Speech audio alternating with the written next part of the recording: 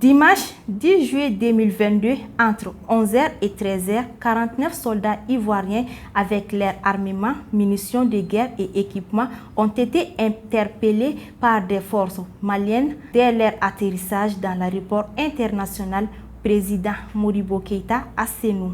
Ces 49 soldats auraient atterri sur le sol malien illégalement selon le communiqué du gouvernement malien fait le 11 juillet 2022. Pour les autorités de la transition, ces militaires étaient en possession des armes de guerre et des équipements sans ordre de mission ni autorisation.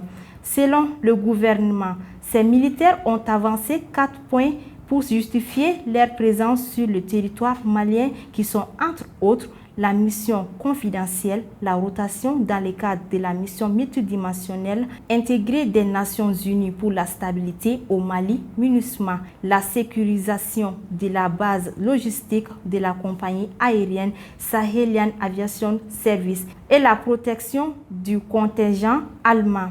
En outre, la MINUSMA a complètement démenti leur affirmation selon les autorités lorsqu'elles l'ont interrogé.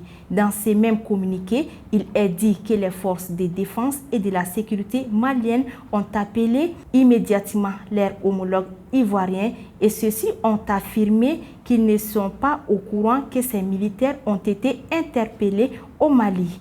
De ces faits, le gouvernement ivoirien a lancé à son tour un communiqué stipulant que ces militaires sont régulièrement inscrits dans l'effectif de l'armée ivoirienne et se trouvent au Mali dans le cadre des missions des éléments nationaux de soutien, NSE. Mais les armements et les équipements dont ils disposaient n'avaient pas été recommandés. Le ministère ivoirien de la Défense a affirmé avoir envoyé une note de service le 5 juillet 2022 annonçant l'arrivée de 50 militaires sur le sol malien à la date du 10 juillet 2022. Après la sortie du communiqué, les autorités maliennes ont arrêté ces militaires car elles les considèrent comme des mercenaires.